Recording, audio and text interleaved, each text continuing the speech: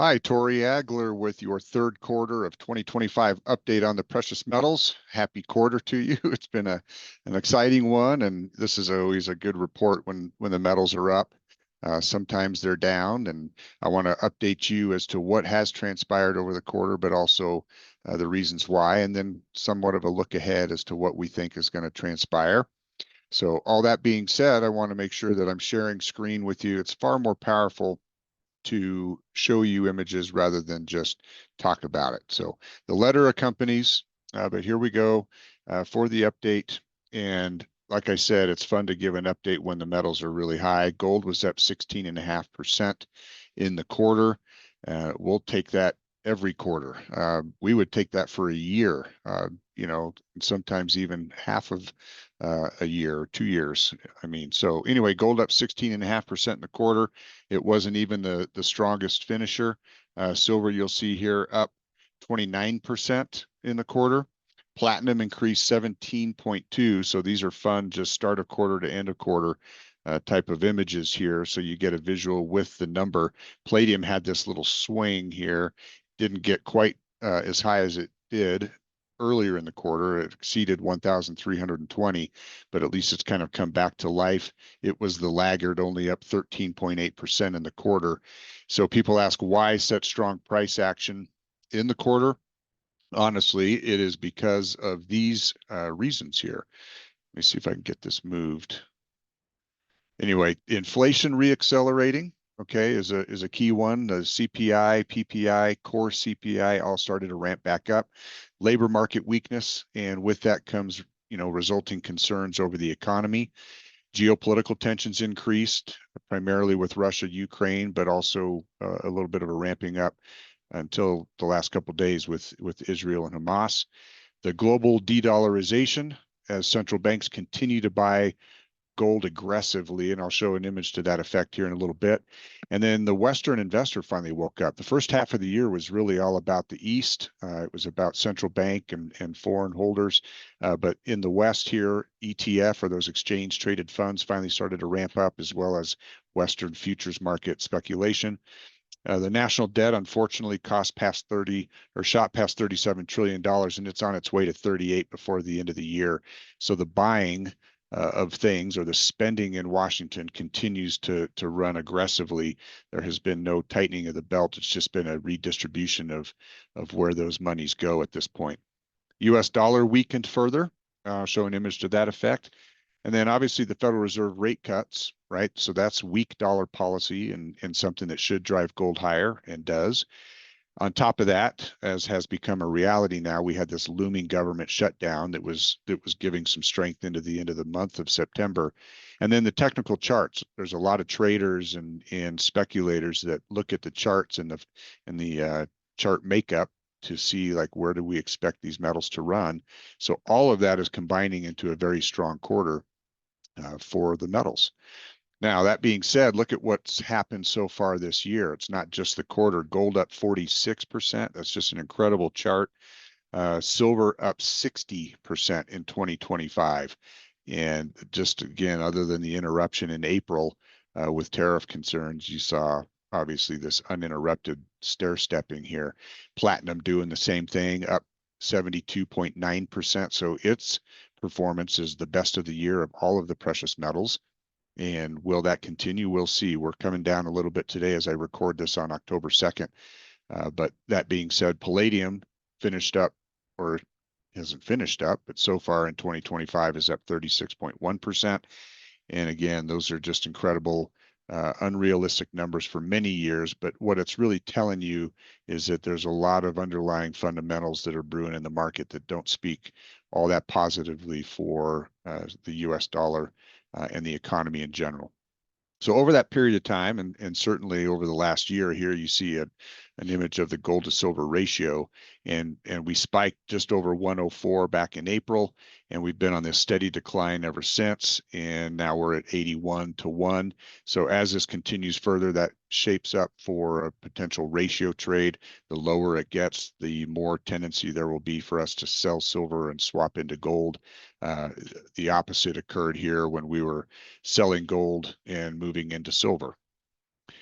Dollar index, same thing, right? So I talked about just the dollar index and how the dollar's gotten weaker. So you could draw a trend line down here this way. But as of late in this quarter, we did see a little bit of a upward trend line. And then especially here as of late to close the month of September, we've been putting in higher lows, right? So here's a low, here's a low, here's a low.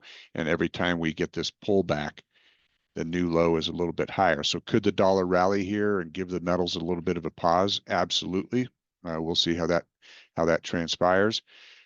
And for comparison, just looking at the S&P 500, it was only up 4.4% in the third quarter. So all asset classes continue to inflate, continue to increase in value. Again, that's an indication of a lack of purchasing power or a declining purchasing power of the US dollar. It's a indication of inflation, and we expect that to continue until we have some strong deflationary type of event or disinflationary event. And maybe the government shutdown provides that. We'll see what happens. Now, I do want to point out a little bit of concern in the metals markets, because what we track here, so this is a chart of gold.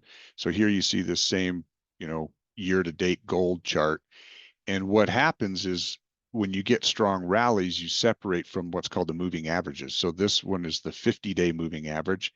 Here's the 200-day moving average. All right. Well, you see this big separation. The price rallies, the moving averages are moving up, but they can't keep up, right? So we're 11% above the 50-day, and we're 22% above the 200-day. And you'll see every time you get large separations, you tend to come back down and touch the moving averages. And so the larger the separation, the more potential there is for the retracement to touch that. Look at silver, 17% above the 50-day and 34% above the 200-day. So at some point we're going to meet. Now these moving averages can come up to meet and the metals price come down a little bit. I'm not saying that the metal comes all the way down here, but that's somewhat of a nice 10% correction that we could see just before we start to expect to touch a moving average. Platinum, even more potential energy, right? 16% above the 50-day, 42.7% above the 200-day. So can this rally be sustained? Not without a little bit of a pause. And if we do pause and come down and touch these moving averages, that does not mean it's an interruption of the bull market. It just means we needed to gather our thoughts and wits about us a little bit, recharge and form a new base for the next rally up. Now, if we do see the metals come down, all right, where do we think they could come down to? So some of that has to do with where do we see them topping out. So we've done our best. If you haven't listened to us on Golden Rule Radio, you can find Golden Rule Radio at mcelvaney.com/radio. Each week we put together charts and update you on a weekly basis. So you're not just waiting for my monthly or quarterly updates, but we do think that we'll see $4,000 gold, 4,000, 4,050 or so. And then these are some support levels as to where it could come back on any form of retracement. And so that, again, would not be an interruption of the bull market. It would just be a normal stair step down to form a nice new healthy base. Same thing with silver. We expect silver to go touch $49 and go north. We were very close this morning before it reversed. But 49 to 49.25 seems like a probable ceiling. Now remember, we've hit $50 silver twice, back in 1980 and then again in 2011. But you have to remember how much purchasing power the dollar has lost in that period of time. So if adjusted for inflation, $50 silver is very, very conservative, and we feel confident in the coming years we'll blow through 50 and go to somewhere around 65 and then 75 as we start to really rally. So the question I keep getting asked is, are the precious metals too expensive right now? And, I say absolutely not. And I'll show you what we did do is a couple months ago, turn out this chart where we thought, okay, where will silver go in this rally? So we get these areas of resistance where you get some pauses. All right. And we kind of blew through the 32 to 35 zone on our way to 42, 44. And that didn't serve as much of a pause. So I didn't finish this out, but I wanted you to see that we originally called for 48 to 50 to be that topping area to where we would get a more aggressive ceiling type of resistance to the upside. And so that has happened so far. We haven't broken north of it. And in fact, we've turned back down from about $49 to about 46.50 here this morning, and coming back down a little bit. But what silver's doing is created this long-term cup and handle formation. This is a technical chart. This goes all the way back to that last high of 1980 that I talked about. Here's the 2011 high. And when you break through the 50, the supposition here or the expectation is for an aggressive rally in silver. And you see this chart. I mean, you just would skip right up into the triple digits on the silver price eventually as all commodities reprice to a depreciating currency and the level of debt that we have actually right now. So a good example of that is the long-term cup and handle pattern of gold. And you'll see what happened to the gold price. Gold leads the charge, and we had a cup and handle breakout. So similar to that, we expect to see that in silver. So don't get scared of high prices. And I'll show you another reason that you shouldn't worry about all-time highs. All-time highs are meaningless. Gold is more expensive now, but it's very under-owned, right? Not nearly enough people own it, and the premiums are very soft in our market. Physical coin and bar buying is giving you a great opportunity because everything's trading at a discount despite higher prices. And the reason I can say that in perpetuity in our lifetime, gold continues to go up.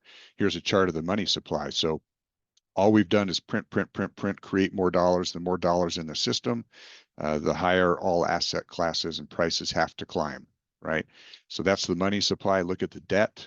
Again, in this perpetual climb, it looks just like the long-term gold chart, doesn't it? So the longer these charts climb, uh, the more substantiated the gold climb is. Same thing with CPI.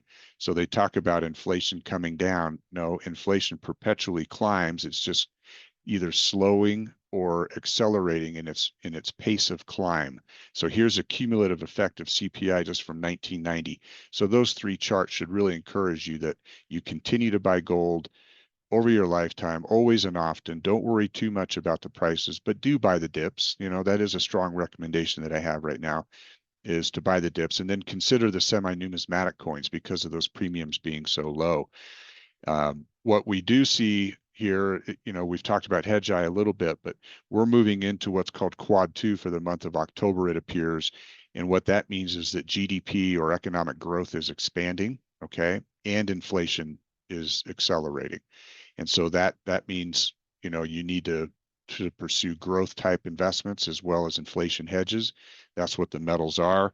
To that effect here, that's what central banks are doing. So we talked about the de-dollarization. Well, look, for the first time since 96, foreign central banks hold more gold than they hold in US treasuries. And that is a very significant event, right? The last time you can go back to where that wasn't the case, well, we were coming off the tail end in the 70s here of very aggressive inflation. Here you see in 1980 the top, right? And that was also the top in gold.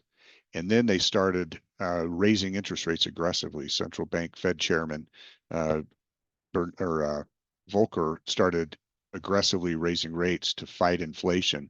So, central banks felt comfortable moving out of gold and into the US dollar because it was very strong dollar policy. That is not what we're getting now. Our president is very inflationary. He's very stimulative, if you will. He was in his first term as well. And he knows that the more you can stimulate and the more dollars you can get in the system, the more economic activity there is. You just need your income and your investments to outperform the taxes and the inflation. And that's the game. Will it happen? So if we do see that type of quad 2, you'll see it's good for some of the white metals. They have good on a monthly basis. We tend to see some returns on a monthly basis in a quad 2 where there's increased inflation and GDP activity. And you'll see it even on the quarterly basis. Platinum and palladium should do pretty well. Gold and silver potentially pause here. It's a weaker quarter and a quad 2 for them. And again, that's just me guesstimating, and we'll see what transpires. But as always, we want you to give us a call, 866-211-8972, so we can talk about your individual portfolio. We're happy to send out a quarterly update on your holdings so you know what the value, where you closed the quarter. And then we can talk about strategies and any moves to make or any current recommendations. But you can also email me at Tori@McIlvaney, and then go to silvergoldinsights.com too. I have some videos there that help explain some of the strategies as well. So that's it for the quarterly update. Again, thank you so much. We value and treasure your trust in business and look forward to working with you again extensively throughout the rest of 2025 and beyond. God bless.